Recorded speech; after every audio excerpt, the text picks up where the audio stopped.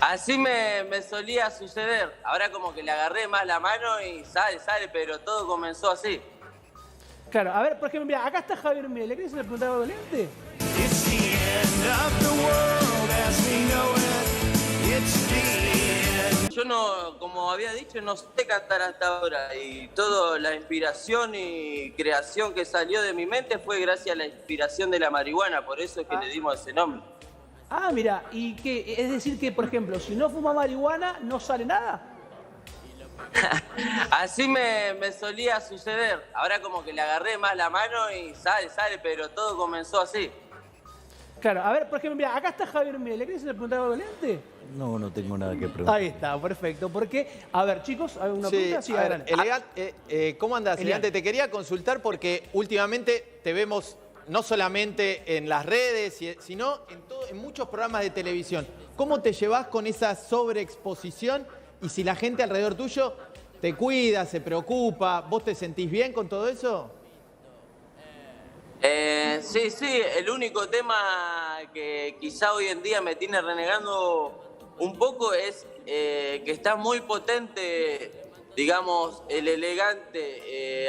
Si yo quiero salir a la calle Claro. a comprar o salir a pasear, No puedes. es algo que me quita energía porque me estoy como 40 minutos, una hora acá sacándome fotos allá y yo no puedo decir que no. Entonces llega al final del día y estoy arruinadísimo, no puedo ni hablar. Mal. Pero entonces, pero a ver, ¿te molesta eso? ¿Te enoja? ¿Te gustaría estar una vida más tranquila? ¿Ahora vas a ser papá? Es solo que no puedo decir que no y que si tengo que estar 1, 2 horas sacándome fotos voy a estar hasta que no haya más gente y de tanto video y todo eso después quedo ahí. Ahí llega el momento que me fumo ese para relajar. Ahí está, para relajar. Pero pará, ahora cuando seas padre, vas a ser papá, te felicito, Elian. Muchas gracias. ¿Cómo te ves como padre? ¿Qué te gustaría para cómo es la relación? ¿Cómo querés construir la relación con tu hijo, tu hija? No sé si ya sabes el sexo. Sí, vine a buscar, Voy a tener una hija, la cual se va a llamar Jamaica. Jamaica. Y nada, quiero que ya nazca para probarme, no sé, no te podría decir. A ver, mira, te voy a contar algo simplemente por la experiencia, ¿no? Te va al paso, Elian. Esto es así, Elian. Al paso. Te vas a ir haciendo solo. Tranquilo. No te asustes. Lo que sí, Claro. me parece que te van a tener que tener cortito, ¿no? Para levantarte para la mamadera, para todas esas cosas, va a ser complicado. Sí, pero bueno, sé que lo estoy haciendo por una personita que va a aprender de mí. Perfecto. Escuchame, Elian. Te dejo tranquilo. Estás en Tucumán. Escuchá. Sándwich de milanesa y mirinda manzana. Clave ahí en Tucumán. Y ahora te voy a hacer una cosa. Vamos. Pará. ¿Te animás a tirar unas cositas? ¿Tirar algo que lo que te salga para Crónica que te está mirando? Dale. Saludo para toda la gente de Crónica, que siempre... Esto está en todos lados, ¿eh? ¿Cómo es? Bueno, y para los niños que están mirando ahí, el abecedario le voy a cantar, que dice... A, B, C, D,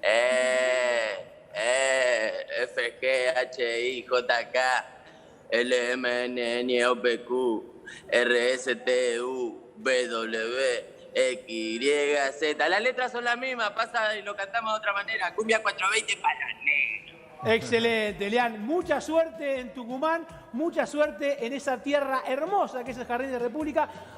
Maestro, lo que necesites, sabés que acá Crónica está con vos, hermano. Grande, ¿eh? Salgo al show. Dale, papá, dale, rompela. Mientras tanto, nosotros seguimos acá en Punto Cero. Está Javier Milei con nosotros. Javier, te voy a ¿Qué tal, acercar Juan Cruz? para ¿Cómo saludarte. estás? ¿Qué contás? ¿Bien? Todo muy bien, por suerte. ¿Estás tranquilo? Sí. Vos sabés que acá te tranquilizas. Acá sabemos que no hay momento para gritar. Acá nos acomodamos. Si no me agredís, no hay ningún problema. yo no, por sos mi eso. amigo, así que Es por no hay ningún eso, problema. por eso. Pero bueno, pero vos me conocés. ¿Qué pasó esta semana? ¿En términos de qué? Toda la política hablando de vos. De repente un día te acusaron de todo. Te enojaste con Larreta. No, a ver, me parece que de vuelta es poner el foco sobre las formas y no sobre lo que dije, que era lo verdaderamente importante. Es decir, donde básicamente, así como están siendo expuestos a varias operaciones digitadas desde el jefe de gobierno en la ciudad de Buenos Aires. Digo, el propio, por ejemplo, Rubinstein denunció, digamos, que el jefe de gobierno lo puso a López Murphy para perjudicarme a mí. O, digamos, el caso de Facundo Manes, digamos, señalando, digamos, lo que le está haciendo Larreta. Bueno, digamos, o sea, yo, digamos, dejé de manifiesto el tipo de operaciones que estaba montando, digamos, o sea, con medios afines.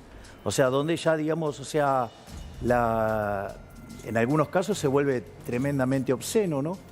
Pero, por ejemplo, a ver, cierto sector de la política te quiere ubicar a vos o te quiere colocar a vos en lugar, gente que no te conoce, te colocan como una persona violenta, una persona que supuestamente no entiende los códigos de la política, un outsider a ver, que digamos, viene... si los códigos de la política son estos códigos que hace, digamos, no sé, digamos, la decadencia argentina tiene 100 años, pero si me concentro desde el regreso a la democracia, donde lo único que hicieron fue empobrecer a la gente, la verdad es que la verdadera locura sería no reaccionar frente a eso. Sí. Es decir, yo, digamos, mi reacción es contra la casta política, digamos, que es esta casta política que es la que se enriquece, ¿sí? Y a contracara, digamos, vos tenés una explosión de pobreza verdaderamente coincido con vos descomunal. y creo que estamos, no sé si vos coincidís, a ver, te voy a plantear una situación que creo que estamos viviendo, ¿no?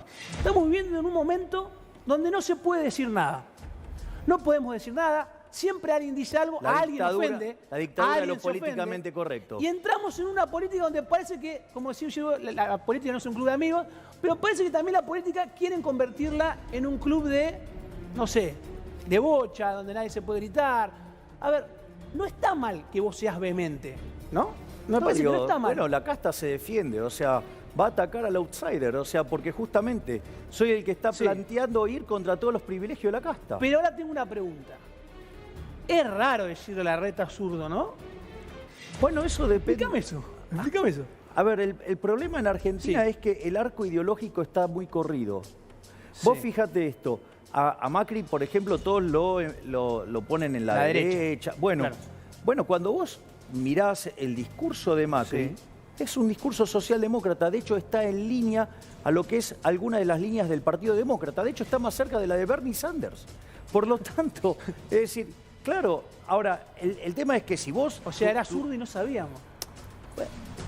A ver, mucho, digamos, o sea, del daño cultural que hizo el macrismo en su gobierno fue, por ejemplo, utilizar el término liberal, pero con el concepto en inglés que es distinto que en español. Claro. El liberal en Estados Unidos es el socialdemócrata. Es decir, entonces es alguien que es de centro izquierda, por decirlo de alguna manera. Y dentro de la línea del Partido Demócrata, los hay más a la izquierda, llámese Bernie Sanders, o digamos, o sea, Obama, digamos que, digamos, lo es menos, o Clinton, ponele. Digo, pero claramente, digamos, o sea, no es Ronald Reagan. Está claro. Claro, ¿no? claro. O sea, chicos. Sí, a ver, Javier, ¿te querés una consulta? Alguna colega nuestra te preguntó en otra entrevista y justamente vos recién hablabas sobre lo que pasó desde el regreso a la democracia. Y la pregunta que te ha hecho la colega y que acá quiero volver a preguntarte es, ¿qué noción tenés vos de democracia y si efectivamente vos creés en la democracia como el sistema para transformar la realidad? yo creo que esa respuesta tiene dos partes, ¿sí? Si yo, digamos, no creyera que dentro del sistema no se puede cambiar las cosas, o sea, no estaría participando, por decirlo de alguna manera. O sea, por más que yo quiera barrer con el status quo, ¿sí? Digo, entiendo que son las reglas de juego y es el sistema. Pero después hay una pregunta, digamos, o sea, si vos querés, que está en el plano técnico. Sí. Digamos, que está de hecho en un libro de un premio Nobel de Economía, que es Kenneth Joseph Arrow, en un libro que escribió en 1952, que se llama Elección Social y Valores Individuales, y demuestra que aun cuando todos los individuos sean coherentes, consistentes, o sea, transitividad en preferencias, eso no asegura la consistencia en el agregado. Es decir, entonces digo, vos tenés que saber que el sistema tiene problemas y cómo cuidarte de los problemas del sistema. Ahora, la realidad es que pero, por ejemplo, vos cuando construís la república, ¿qué tenés? Tiene tres figuras, ¿no? Tiene la figura del presidente. La figura del presidente, ¿cuál es? La del monarca. Pero puede generar ¿en qué? En el tirano. Tenés la figura de la aristocracia, que es el Congreso, que puede derivar ¿en qué? En una oligarquía. Y tenés la justicia. El rol del sistema judicial es clave ¿para qué?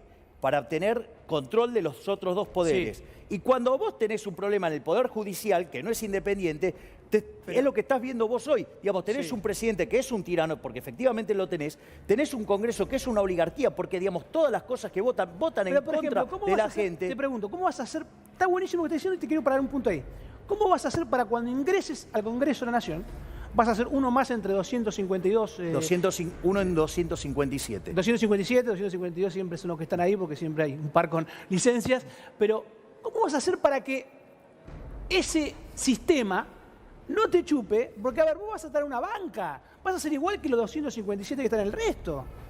Bueno, ¿Cómo va a digamos, ser Milei para enfrentarse a ese sistema? a ver, con algo que la teoría económica, digamos, llama principio de revelación, que fue algo que descubrió en los 70, pero Sí. que ya estaba en la Torá. Digo, te cuento el caso del rey Sí. Salomón. Digo, ¿sabés de dónde viene el tema de la decisión salomónica? Está el rey Salomón frente a dos mujeres que están Sí. reclamando por la maternidad de un niño. Dicen las dos que son madres del chico. Entonces, ¿qué hace el rey Salomón? Dice, bueno, lo voy a cortar a la mitad. Hay una que dice, no haga eso, déjeselo. ¿Quién es? La madre, la que no le interesaba, es la Por que, eso. o sea, se llama principio de revelación. Bueno, eso, digamos, está diseñado para la teoría de contratos, o sea, es algo muy utilizado hoy por hoy en economía. Bueno, yo básicamente lo que voy a hacer es armar proyectos basados en el principio de revelación. Entonces yo, por ejemplo, te digo, Juan Cruz, ¿vos estás a favor del robo? No. ¿Vos estás a favor, por ejemplo, de que los políticos nos roben 5 puntos del PBI? No. Bueno, entonces, digamos, ¿por qué no me vas a acompañar en la eliminación del Banco Central, que con el bueno. impuesto inflacionario nos roban 5 Pero- puntos del PBI? Pero tampoco es tan así. Bueno, pero No es que... todo tan sintáctico. No, pero es que justamente, o sea, el eje central de toda la discusión Sí. debe ser moral. En Sí. esa discusión moral, vos lo que planteás es, ok, entonces yo te lo llevo al límite. O sea, por ejemplo, ¿vos estás a favor del robo con la obra pública? No. Bueno, entonces yo estoy proponiendo, por ejemplo, eliminar Pero la se obra... supone, pero se supone que no hay un robo en la obra pública. Se supone que la obra pública existe. No, pará. No, Se supone que existe, no tiene por qué suponerse que Javier. existe. Vos No, la obra pública existe. Vos Lo podrías que se ser... supone que si hay un delito, hay Pero- una denuncia. Está bien, pero hay otros, Sí. hay otros No es mecanismos... que se roba por sí. No, per pero, se, a ver, digo. sí, pero se roba porque existe el Estado, si no, no se robaría. Entonces, la obra pública, Sí. vos podrías modificarla e ir a un sistema de iniciativa privada a la Sí. chilena. Entonces, ¿No fue la que intentó Macri que salió mal? no, porque básicamente, y yo, digamos, o sea, cuando lo impulsó, yo dije que iba a salir mal. Lo que trató de hacer fue copiar el modelo de los PPP ingleses. Y justo en el momento que lo estaban copiando, estaban estallando los casos de corrupción. Sí. O sea, en Inglaterra. Yo, digamos, básicamente lo que propongo es el sistema de iniciativa privada a la chilena, que cuando vos haces una iniciativa privada, el gobierno te la Sí. aprueba, que después se va a transformar en obra pública, porque son contratos de operación, construcción, operación y transferencia. En ese contexto, si vos lo que tenés es que cuando vos presentás tu proyecto y después presentás los estudios y todo, después licitás. Y siendo vos el iniciador, aún podés perder todavía. Sí. Entonces, digo, eso lo que hace es generar competencia en la previa del contrato, Pero pará. y eso te elimina la corrupción. Ahí lo tenemos, mirá. ¿Está bien el graf? ¿Hay que privatizar la obra pública? Hay que hacer desaparecer la obra pública e ir a un sistema de iniciativa privada. Pero, Javier, no sería, digo, porque yo entiendo lo que vos decís y los problemas que tiene la Argentina hace mucho tiempo Sí. en algunos aspectos.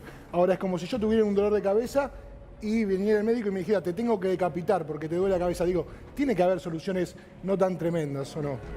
¿En cuál de los puntos lo No, la estás obra pública, planteando? vos decís, bueno, en la obra A pública ver. hay corrupción. El Banco Central, no funciona el A Banco ver, Central. a ver, Lo cerramos. Eliminamos Pará, el Banco pará, Central. No, pará, vamos por el tema de la obra pública. La gran falacia de la obra pública es decir que genera empleo. Eso es falso, porque vos para financiar esa obra pública la tenés que financiar. ¿Con qué la vas a financiar? Con impuestos, con lo cual vas a castigar las generaciones presentes y vas a destrozar consumo, ¿sí? y empleo Sí. en otras partes de la economía. Lo podés financiar con deuda. O sea, eso es todavía peor, porque en realidad las deudas son impuestos futuros, pero además son fuertemente inmorales, porque a las cosas que está disfrutando la generación presente, le estás cargando los costos a la generación futura. Es como que Mendoza, o sea, vos te vayas de joda y le pases la cuenta a tu hijo. Es una cosa aberrante, que Ahora, quizás ni siquiera nació, que ni siquiera votó, sea una cosa verdaderamente aberrante. La otra es que lo financie con emisión monetaria. Cuando vos lo financiás con emisión monetaria, generás el impuesto inflacionario. El impuesto inflacionario tiene varios problemas. El primero es que es profundamente regresivo, pega 20 veces, discúlpame, entre 25 y 30 veces más fuerte sobre los sectores más vulnerables.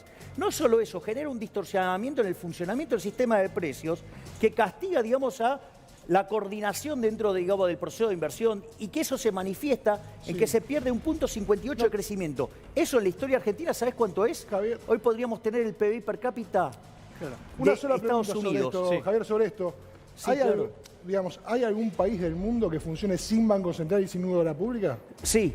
A ver, por ejemplo, en Chile, digamos, lo que vos tenés son este sistema que No yo... hay Banco Central en Chile. Pará, pero vos me dijiste es obra pública. No, sin Te voy a- Banco Central y sin obra pública. No me lo Pero- alteres. No, tranquilo. no. A ver, yo te estoy explicando. A ver, esto que yo estoy presentando, digamos, por el tema de la obra pública, digamos, o sea, es el sistema chileno. Además, yo le hice unas mejoras que en realidad tienen que ver con cláusulas de way out, son muy técnicas, que inventaron los peruanos y con sistemas de incentivos en las obras, sí, que inventaron los suizos. O sea, ese sería el paquete, un paquete anticorrupción súper eficiente. Entonces, ¿hay algún lugar donde funciona este modelo? Sí, en Chile. ¿Hay lugares donde funcionan sí Banco Central? Sí.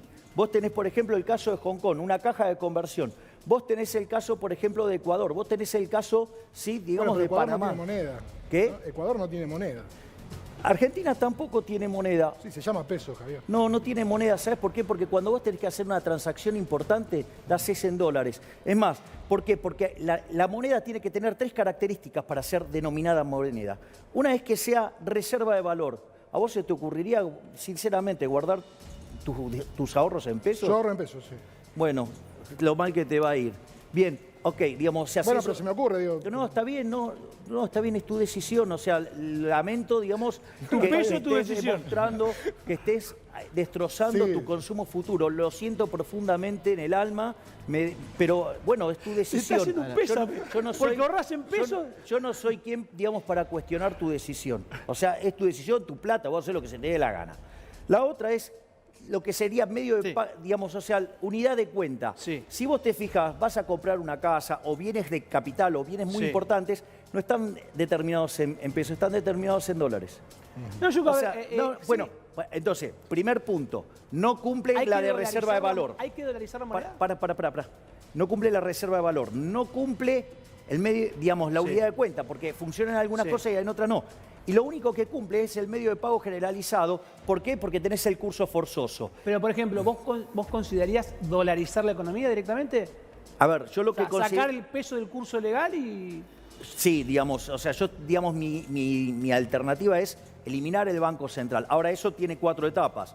Primero tenés que reformar el sistema financiero, porque, digamos, la única función que hoy tiene el banco técnicamente es básicamente ser prestamista de última instancia. Entonces, primero tenés que reformar el sistema financiero, después los podés poner a competir. Digo, todo el mundo se vive enojando de cuando rescatan los bancos. ¿Sabés que si vos haces, digamos, Banca Simon, y además competencia de bancos, se acabó rescatar a los bancos? El que hace la cosa mal quiebra. O sea, tema no menor, porque implica no socializar la pérdida. No solo eso, vos podés hacer la competencia de moneda. La realidad, ¿cuál es? Que el argentino ya eligió la moneda. La moneda, que eligió el argentino es el dólar. En ese contexto, vos lo que tendría que hacer el Banco Central, cumplidas las 3 reformas señaladas, es tomar los dólares que tiene cash para honrar la base monetaria y la deuda que tiene con el resto de las instituciones y con los individuos, ¿sí? Les tendría que dar un título público del Ahora, gobierno. Javier, y se acabó el problema. No fue mal cuando la Argentina hizo la convertibilidad de un peso a un dólar. No, eso es falso. La salida fue mala. Pero la salida fue porque no había camino, se había destruido la industria. A ver, vamos a... Se perdieron empleos. Es falso eso.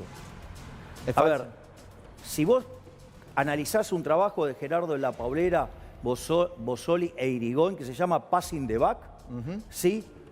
Lo que hace ese trabajo es analizar todos los gobiernos de la historia argentina. Sí. Casualmente el mejor gobierno de la historia argentina es el primer gobierno de Menem. Es decir, justamente, digamos, la convertibilidad. O sea, porque, digamos, la primera parte es digamos, los primeros 2 años la vive pifiando. Estabilizó. Pará. Después vino un segundo No, pero gobierno. pará. Digamos, bueno, en ese mismo ranking el segundo gobierno queda tercero. Claro. A ver, entonces, digo, después te puede gustar, no te puede gustar el resultado, bueno, eso es otro problema. Ahora, te la pará, cambio la pregunta, entonces, quizás. digamos, o sea, primero, digamos, vos tuviste 10 Sí. años de estabilidad.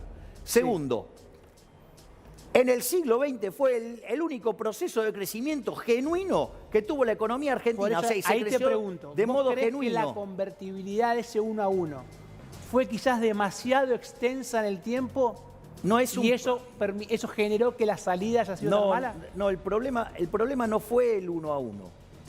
Porque esto es porque creer que el problema fue el arreglo monetario es creer que vos podés arreglar los problemas estafando Sí. a los más vulnerables. O sea, a mí me parece demencial eso. O sea, porque los que terminás castigando con mayor fuerza es a los más vulnerables. O sea, básicamente el problema con la convertibilidad no es el problema de índole monetario, no es el problema de reformas estructurales que generaron crecimiento genuino, sino que en realidad el verdadero problema fue, digamos, que el gobierno no quiso poner la cuenta en orden. O sea, vos no podés vivir con déficit fiscal permanente. Ahora, si vos Pero, querés, Javier, si vos querés vivir con una política de déficit fiscal permanente, vas a pagar las consecuencias. Argentina de los últimos 120 años, en 110 tuvo déficit. ¿Cómo querés que termine? Mal. No puede terminar bien. O sea, siempre termina mal. Cuando vos mirás la historia de las crisis argentinas, ¿sabés cuál es, digamos, de 24 crisis? Digamos, hay 10 tienen déficit fiscal alto y 14 tiene descomunal. Pero Javier, yo te hago una pregunta con esto que vos decís, y yo concuerdo en mucho lo que decís en los datos. Ahora vos decís, hubo 110 años de déficit fiscal. Ahora, la desocupación en Argentina grande, como la empezamos a conocer ahora, que nos hace cotidiano, empezó en los 90, Javier. Hasta que asumió Carlos Saúl Menem en el gobierno. Eso es cierto. La desocupación nunca superó un dígito. Menem se fue del gobierno con un 18% de desocupación y 50% de pobreza. A ver, digo, ¿ese también es el mejor gobierno de la Argentina? No, es falso lo que estás diciendo. No, a ver, no miento, hay una... Javier. Quizá me equivoco, pero no miento. No, el dato es falso. Digamos, o sea, a ver, Argentina, digamos, es cierto, hay una parte de lo que decís es cierto. Argentina es la primera vez que supera una tasa de desempleo por encima del 10%, ocurre durante el gobierno de Menem, cuando Argentina en diciembre del 94 recibe el shock tequila. Y después de ahí a Argentina le cuesta perforar ese 10%, pero no se va con ese nivel de desempleo. Quien se va con esos niveles de desempleo... Es de la Rúa, bueno, sí. Es de la Rúa. Bueno, tenés razón. Bueno, no es lo Tenés mismo. razón. Ok. Y eso ocurre en el medio de una ¿Qué crisis. es la continuidad? ¿O no? No. Bueno, Y que recurrió a Cavallo también. No es lo mismo. Bueno, Digamos, o sea, si vos creés que Menem es lo mismo que de la Rúa, No, yo pienso bueno, que tenemos un Cavallo problema. empezó y Cavallo terminó ese No, proceso. pero a ver, eso, mira, ese punto, ¿sabes qué? A mí me encanta. Me encanta, ese punto es un punto muy bueno para discutir. Cavallo, sin lugar a dudas, o sea, es uno de los tipos más brillantes que ha tenido la historia argentina, sin lugar a dudas. Ahora, no es lo mismo que vos evalúes el Cavallo que fue presidente en el Banco Central en 1982, no es lo mismo que evalúes a Cavallo de la convertibilidad durante el primer gobierno de Menem, y no es lo mismo que vos evalúes a Cavallo durante lo que fue la crisis y la convertibilidad con De la Rúa. ¿Sabes por qué? Porque, a ver, vos sabés, cuando vos tomás los primeros libros de economía, ¿sabés cómo se llamaban? Economía política. Claro. Es decir, porque la economía es un instrumento. O sea, si vos no tenés el brazo político que te aguante, esto no funciona. Entonces, ¿qué es lo que quiere decir? Cavallo fue todo lo maravilloso que fue durante el gobierno de Menem, gracias a Carlos Saúl Menem. Y Cavallo terminó en problema que terminó durante el gobierno de la Alianza porque el presidente era Fernando de la Rúa. Javier, te voy a hacer 3 preguntitas que quiero... Son temas que queman esto que te voy a preguntar, ¿no? Son cosas que los políticos o los candidatos no quieren hablar. Y te quiero sacar definiciones sobre estos temas puntuales. Planes sociales, por ejemplo. Bueno, los planes sociales no hay que sacarles Sí. los planes sociales a la gente. Sí. Los que tienen los planes sociales lo tienen que dejar ellos. Yo eso lo expliqué, por ejemplo, el otro día Sí. que estuve de recorrido por la Villa 31, justamente expliqué esto, cómo funciona.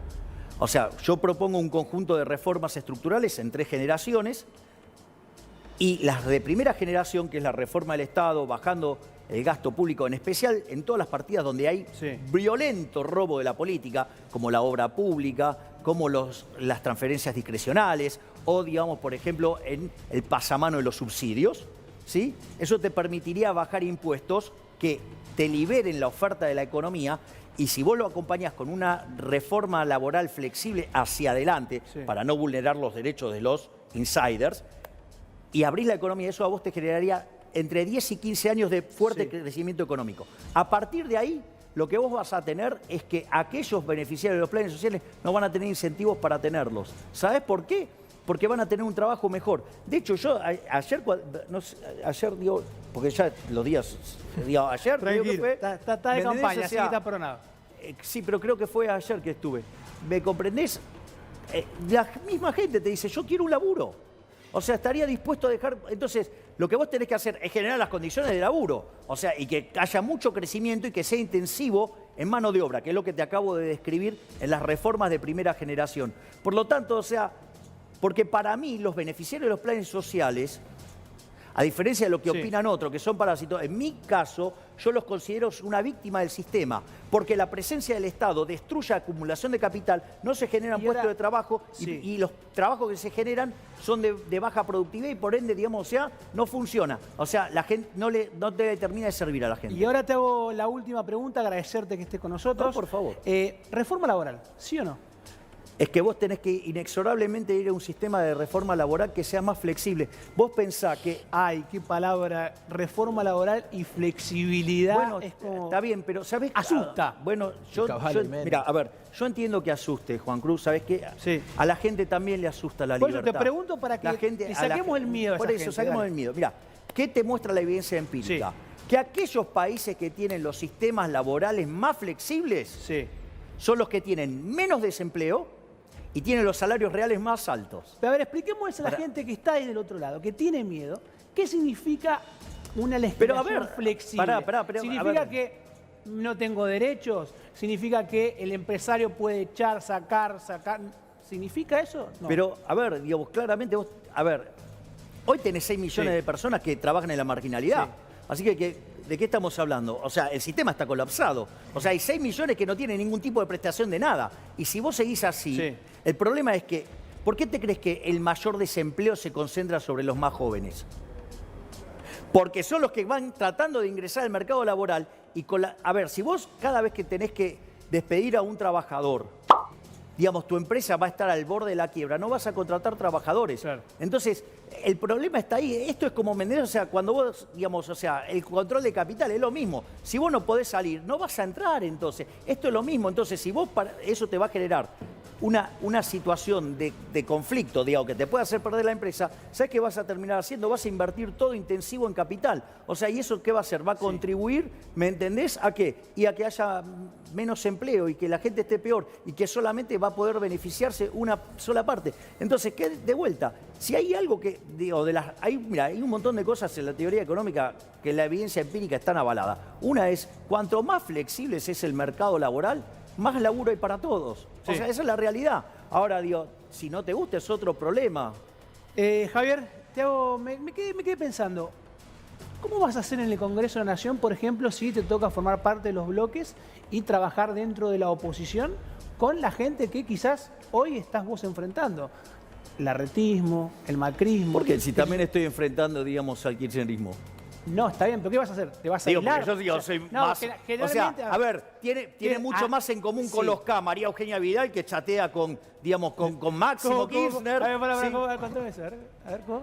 Y claro, digamos, María Eugenia Vidal tiene mucho más en común con Máximo Kirchner que yo. Si ella chatea con Máximo Kirchner, yo no. O sea, es más, o sea, ¿Sabes por qué el te propio pregunto? Larreta, Porque digo, quiere hacer un acuerdo con Massa. ¿Qué quiere que te diga? Trato de entender ¿cómo va a ser Vos, ¿viste? Milei Porque- en el Congreso? No, porque ¿no? la política es acuerdo. Claro, Javier, por no eso. se sabe confrontar, O sea, también yo- hay que yo- acordar algo. Me imagino, No, yo no creo en eso. ¿qué hace un monobloque, por ejemplo? A ver, no. Pero yo si no hay digo, acuerdo, creo en ¿cómo hacer generás? proyectos. No, Sí. no. Yo creo en hacer proyectos basados en el principio de revelación. Entonces, si vos no aceptás esto, Es casi algo- mesiánico. Claro, Tengo la bueno. razón yo y si no... no, A ver, no un- puedo estar un equivocado. proyecto O sea, tiene que tener una a ver, mayoría. mirá qué interesante. Sí. Porque cuando yo llevé esto, y lo voy Sí. a plantear en estos términos, el riesgo no es fácil, porque, o sea, mirá si alguien me demuestra que estoy equivocado, quedé recontra en offside. O sea, y yo, sin embargo, no tengo ningún problema en andar en esa discusión. Pero que alguien me explique, por ejemplo, si quieren defender que tengamos Banco Central, ¿por qué quieren robarle los políticos a la gente 5 puntos del PBI? Yo no estoy de acuerdo. Es decir, que me expliquen por qué creen que eso es bueno. Entonces entonces, si alguien me puede explicar que los políticos te roben 5 puntos del PBI, está bien, yo no tengo ningún problema. O sea, explíquenselo a la sociedad. A mí no me lo vas a vender. Y después, supongamos que por algún milagro llegaras a explicarlo. Digo, después vamos a ir a la discusión técnica. Y ahí te voy a demostrar que es imposible tener la peregrina idea del Banco Central independiente, de que el Banco Central puede hacer las cosas bien, porque eso es técnicamente imposible. Para que el Banco Central funcione como pretenden, digamos, si hubiera independencia y todo, ¿sabes todas las que tenés que saber? Mira, tendrías que saber las preferencias de todos los agentes de la economía, pasadas, presentes y futuras. Tendrías que conocer la tasa de preferencia intertemporal, es decir, cómo cambias consumo presente por consumo futuro para todos los agentes de la economía, con todos los bienes de la economía. Tendrías que conocer la función de producción de todos los bienes de la economía, presente y futuro, con lo cual, además tenés que conocer el patrón de inversión y además tenés que conocer el progreso tecnológico. Tendrías que conocer las tasas de amortización de cada uno de estos bienes. Y como si todo esto fuera poco, tendrías que saber también, por ejemplo, cómo va a mutar las dotaciones, porque hay cosas que en algún momento sí podían ser insumos y hoy no, y al revés. Entonces, tendrías que saber todo eso. Y además las expectativas de inflación.